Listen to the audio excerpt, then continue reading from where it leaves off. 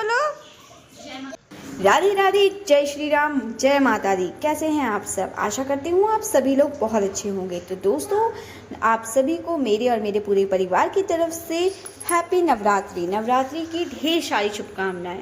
तो दोस्तों, आज है महाअष्टमी। तो हमारे यहाँ पे महाअष्टमी की पूजा कैसे की जाती है वो मैं आप लोगों को दिखाने वाली हूँ। तो सबसे पहले मैं बता दूँ कि मैं नवरात्र का पहला और आखिरी करती हूँ। आखिरी मतलब अष्टमी का व्रत।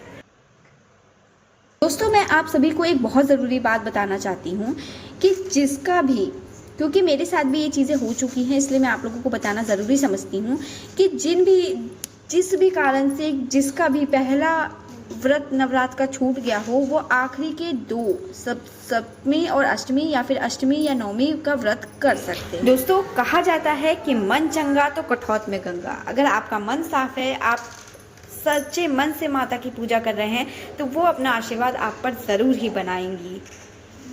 दोस्तों, सुबह सुबह उठ के मैंने झाड़ू पोछा कर लिया, नहा धोकर अब मैं आ गई हूँ माता का पूजा करने के लिए। तो सबसे पहले आप लोग अपनी चौकी वौकी सब साफ़ कर लें, माता की तस्वीर को पोंछ लें।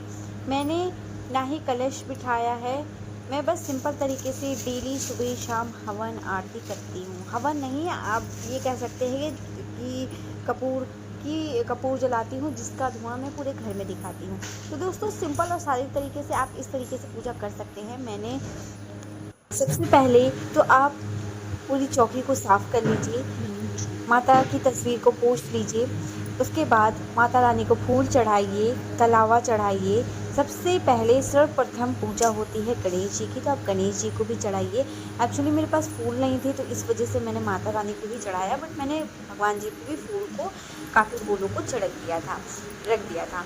तो माता रानी को फूल चढ़ाने के बाद, कलावा चढ़ाने के बाद मैंने एक पान का पत्ता लिया, जिसमें मिश्री, इलायची, लौंग और एक सुपारी डाल के माता रानी को अर्पित किया, भोग लगाया। उसके बाद मैंने फलों का भोग लगाया, मिश्री और 5 मेवे, उनका भी भोग लगाया। तो जो भी आपके पास हो, आप उनका भोग लगा सकते हैं माता रानी को। तो दोस्तों, और साथ ही मैंने श्रृंगार का सामान भी चढ़ाया है, क्योंकि मैंने आप नवरात्र के किसी भी एक दिन माता रानी को ये श्रृंगार का सामान चढ़ा। दोस्तों, जब भी आप चौकी साफ़ करें, उसके तुरंत बाद ही आप दिया ज़रूर जला दें। सबसे पहला काम आप दिया जलाइए, उसके बाद ही सारा काम कीजिए, सारा भोग लगाइए माता रानी को। और दोस्तों, हाँ, उसके बाद आप लोग चालीसा पढ़ सकते हैं या फिर आरती कर सकते हैं। अगर सबसे आसान आरती रहती है और मंत्र रहते हैं, तो आप लोग गायत्री मंत्र पढ़ सकते हैं और माता रानी को प्रसन्न कर सकते हैं। देखिए, माता रानी बहुत सारी चीज़ों से प्रसन्न नहीं होती। अगर आप सच्चे मन और भाव से पूजा करते हैं, तो माता रानी उससे भी खुश हो जाती है। तो दोस्तों, अष्टमी और नवमी की पूजा इसी प्रकार की जाती है। बस नवमी के दिन हम हवन भी करते हैं साथ ही साथ। तो दोस्तों, मिलते हैं नेक्स्ट व्लॉग में। अपना और अपने परिवार का ख्याल रखिएगा। जय माता दी।